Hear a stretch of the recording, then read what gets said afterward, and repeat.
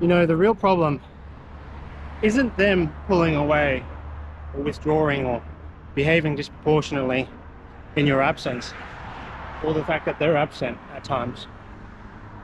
It's how you respond to it and how you feel about it that's the real problem. Because when you carry on a responsibility, such as a romantic relationship or even just having a child, owning a pet, there are pros and cons to these things. And so you carry a burden, in a sense, a responsibility. And part of the responsibility or the burden when it comes to attracting a partner, a member of the opposite sex, is that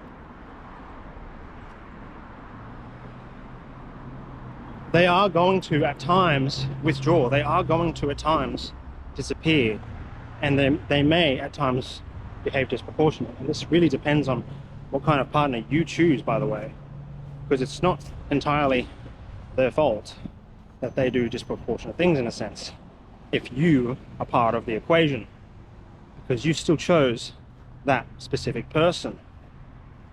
And so when you choose a specific person, that onus is on your shoulders, because you attracted that. You put yourself in a position where this type of dynamic became possible. Imagine an obese woman was your partner. And no beef with like people who are overweight, but she didn't just become your girlfriend out of nowhere. You did something to attract her. She didn't just fall out of the sky. You did something to attract her. And whatever that is that you did to attract her, it was already existing in your mind.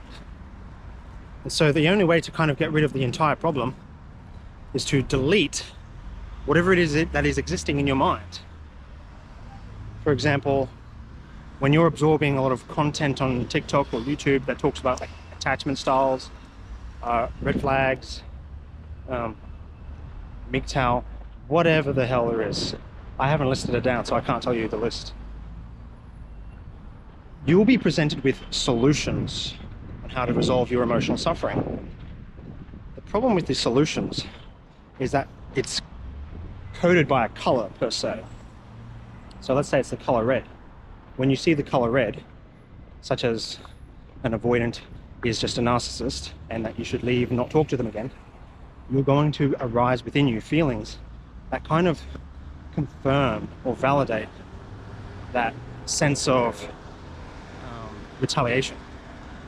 But that's not what you want, because what happens is when you come across another piece of information that says no, the avoidant person is just trying to regulate their own nervous system and they just need your support and understanding, a much more empathetic sense of emotional retaliation is drawn out of you.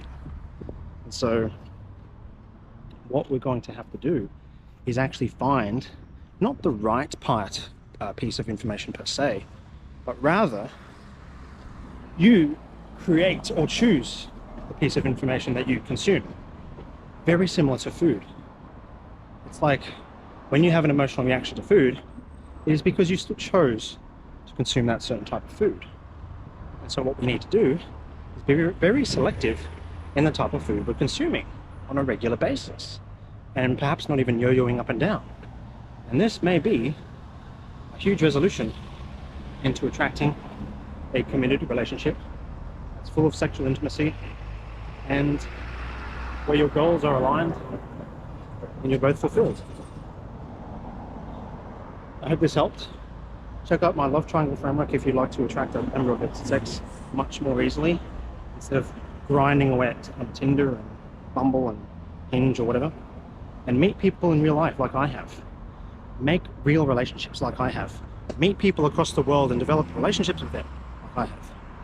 This is yenovahtylervite, signing out.